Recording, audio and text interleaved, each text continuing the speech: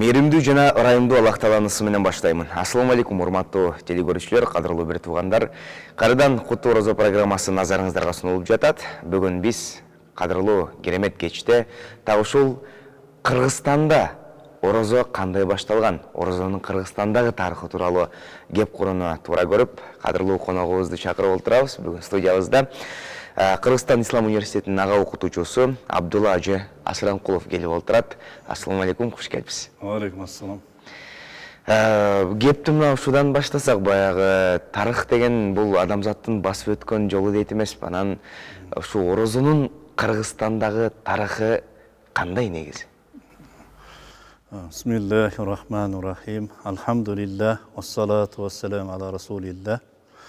Эми орозонун тарыхы байыркы адам атага барып такалат да. Адам ата баардыгыбыздын атабыз, кабайне энебиз. Ошондон башталат. Мунун тарыхында адам ата менен кабайнебиз бейиштин дарагынан, Алла Таала тыюу салган дарактан жеп коюшат. Ошон үчүн Алла Таала орозону парз кылат да аларга, тазалоо үчүн.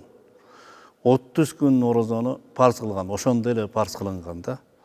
Мына Куранда Алла Таала айтат: "Аузу биллахи минеш шайтанир раджим. Я аyyuhallazina amanu kutiba alaykumus-siyamu kama kutiba alal-ladzina min qablikum la'allakum tattaqun." О иман келтиргендер, силерге орозо парз кылынды, мурдагы үммөттөргө парз кылынган сыяктуу дейт.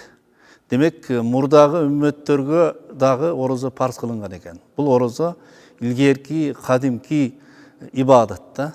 Алланын парз кылган ибадаты. Бул баягы мурдагы Адам алейхиссаламга, башка пайгамбарларга, башка азыр диндегилерге дагы парз кылынган. Бирок ал убакта орозо башкачараак болгон. Адам атанын убагында күндүзү дагы, түнү дагы жешкен эмес, ичкен эмес. Өтө кыйын болгонда бул. Эми Алла Таала бизге мусулмандарга жеңилдик кылып, күндүз орозо кармап, жебей, ичпей, аялы менен мамиле кылбай, бирок түндөсү жегенге, ичкенге уруксат берди. Бул Алланын ырайымдуулугу да. Мурдагы исламдын биринчи башталышында дагы пайгамбар алейхиссаламдын сахабаларына орозону ушундай болгон экен. Эгер бир адам орозо кармап, ооз ачар убакыты болгондо уктап калса, эртеге чейин, эртеңки кечке чейин орозо кармоого буйруган да. Жегенге, ичкенге тыюу салган. Бир сахаба, Кайс бин Сирма деген сахаба, талаада иштейт. Иштеп аябай чарчап, ооз ачар убакыты болгондо үйүнө келип, аялынан тамак барбы дейт. Аялы азыр издеп келейин деп кетет. Келсе уктап калыптыр да.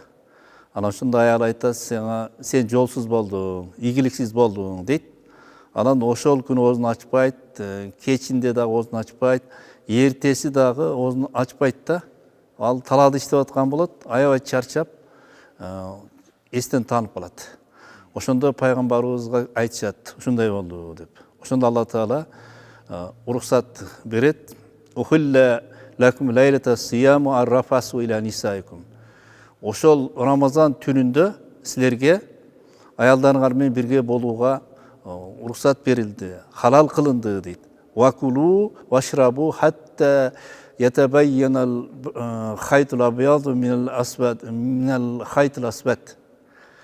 Баягы таң жарганга чейин жегиле, ичкиле деп Алла Таала уруксат берди.